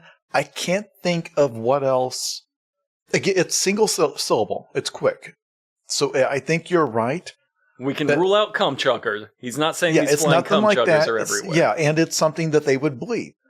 So he's not calling them like a slur for a homosexual or anything like that from that region that you would. It's one word, and what. And again, as we said, these flying cocks are everywhere. These flying dicks are everywhere. In this context, if he called them Jews, I think he would bleep that. But also, even better, they pile into the golf cart. They go speeding off. The camera's like shaking around, and they're implying that they're being attacked. They're being swarmed. The camera does not manage to capture a single one of these airplane-sized creatures. I think we're being led to believe that there's one on the roof. Yes, you can hear one attacking them on the roof. But so the listeners who have not watched the show and are trying to picture this in their minds, like, so Huckleberry gave this interview while screaming down the trail in this golf cart? Yes! No! It cuts to Huckleberry standing stationary in the woods, saying, "These flying bleeps are everywhere. They're just dive bombing us." But he's standing still, giving his... Once again, we have determined, especially if this is your first episode, which don't do that, go listen to all of them. We have determined that in the fiction of their universe, like in reality TV, they do this all the time, where somebody gives a testimonial after the fact, looking back, and they talk as though I'm in the moment. We have determined several times that these are live testimonials. They are supposed to be live, like happening as you give this, because several times they will be telling like, This is attacking us, and then there will be a snap, and they'll go, "Oh shit, there it is!" And like it will attack them in the middle of the testimonial because they just took time out to talk to the camera. So it's a crazy decision. Because we're not done. They're going to go rescue Buck's team. They're going to meet up with the other half of the utterly failed pincer movement. They're all going to pile into the same golf cart. All 6 members of the team.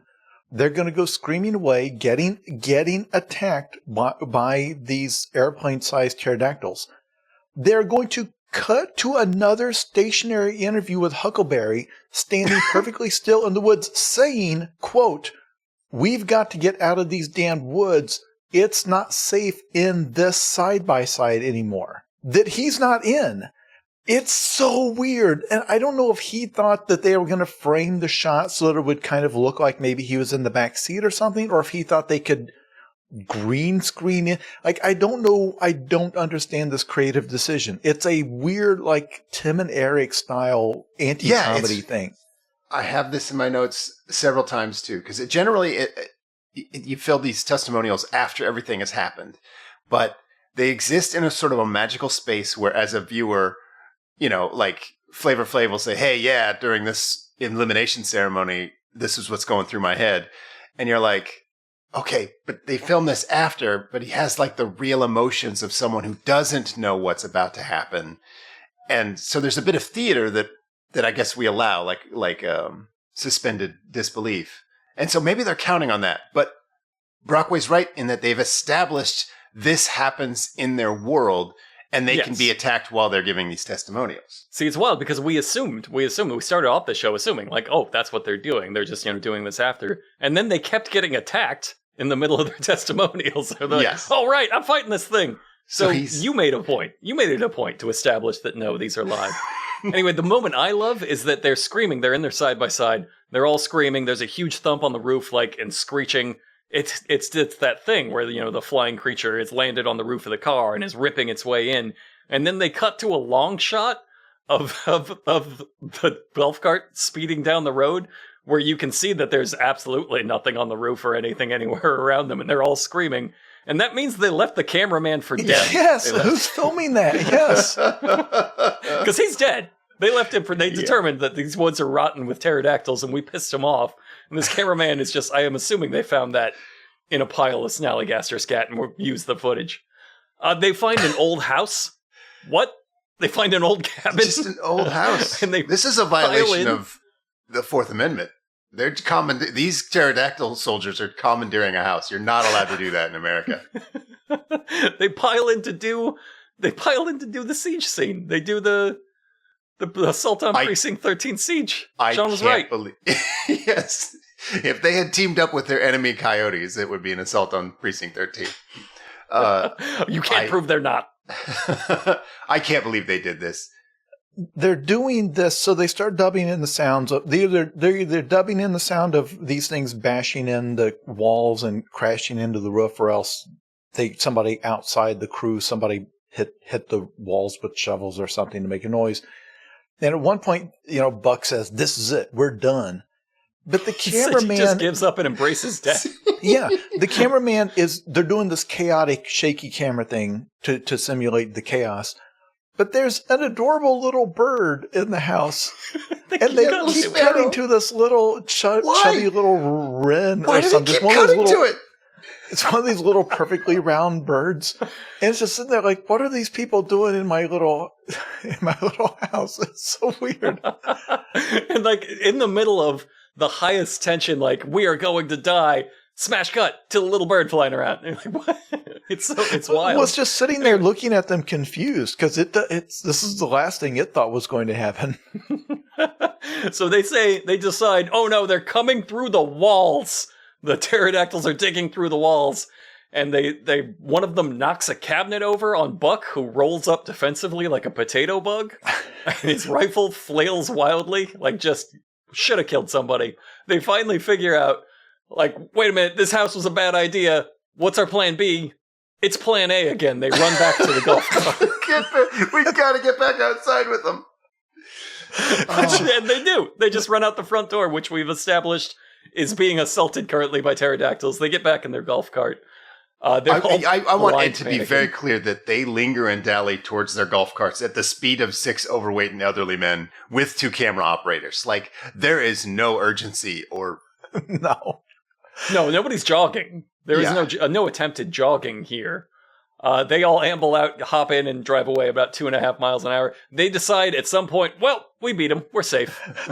Specifically, the way it happens, the rest of the team is continuing to do the improv of, oh my gosh, there's birds attacking the golf cart. Oh my gosh. And then Trapper says, they'll give up here in a minute. Based on what? Based on nothing.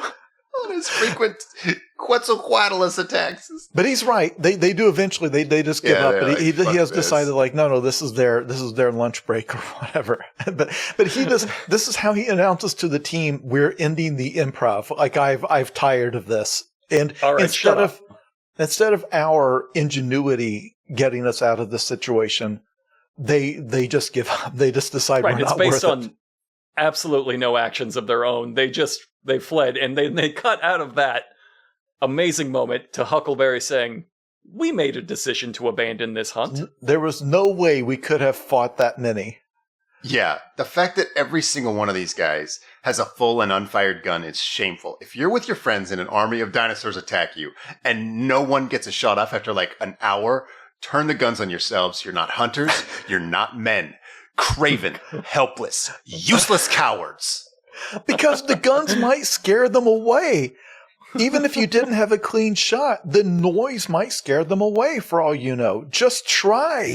And they have the audacity to say the safety of the team became more important. Since fucking when? Go be plumbers if that's true. You hunt monsters in the woods, and here's a bunch of monsters, and you're like, oh, Jesus, we didn't know there'd be monsters in the woods.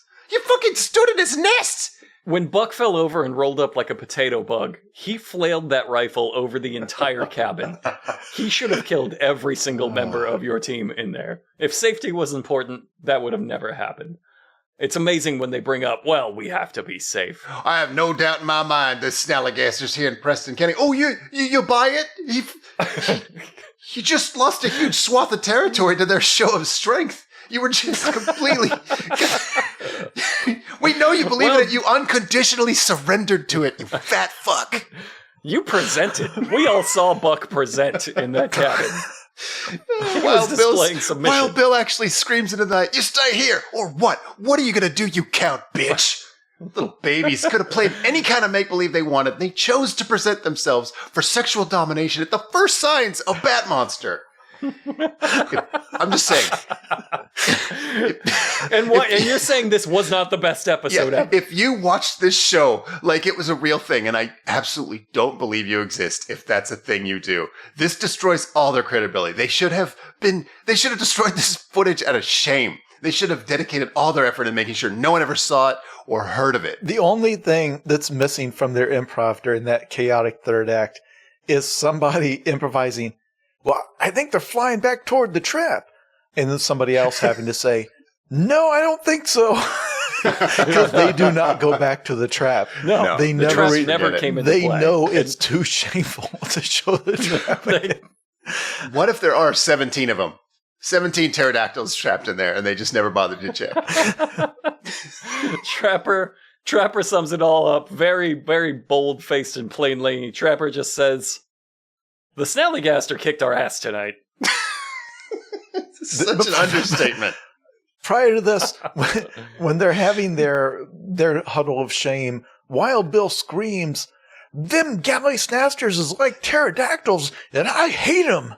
And Buck reaches over and tries to calm him down. If you look at the look on Wild Bill's face, you think maybe in that night he thought it was real. He looks like he's about to cry. He's never quite sure to what degree this is all a joke and what it is. Because I do believe he, in that moment, in the state of mind he was in whatever altered state of whatever, because of the adrenaline, whatever, he high on life, that they barely escaped with their lives. So the Snallygaster kicked their ass. That's it. They did. There's no twist. They lost so badly. No one's ever lost to air like these men lost to air tonight. It's incredible. So it's time to determine what our favorite quotes are. Sean. Oh, geez. I kind of like the medieval one. Let me get it. Medieval. Just because they are Cretaceous period. You know what? I want to give it to, that's it. We're done. when Buck just gives up the moment just accepts there's death. a dinosaur outside. Well, that was a good one. It was a good run, everyone. They're not out of ammo. They've not even attempted to do anything. They ran away and then they hid, and then he declared that that's it. We're dead. Holding a shotgun in his hand, a totally unfired shotgun. All right, Jason, what's yours? This is a very subtle moment, but during the first night investigation, Trapper says, we're looking for something we don't know a damn thing about.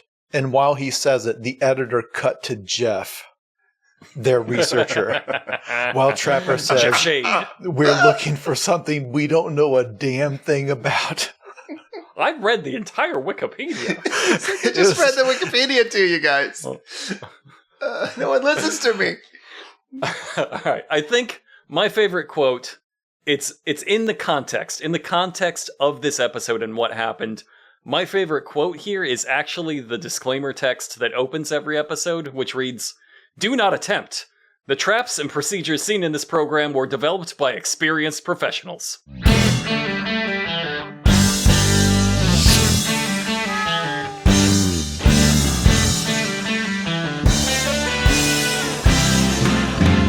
Because You had to be a Bigfoot teacher. You had to open up your mouth. You had to be a Bigfoot teacher. All your friends were so knocked out. You had to have the last word last night. You know what everything's about. You had to have the white hot spotlight. You had to be a Bigfoot last night. Whoa, whoa.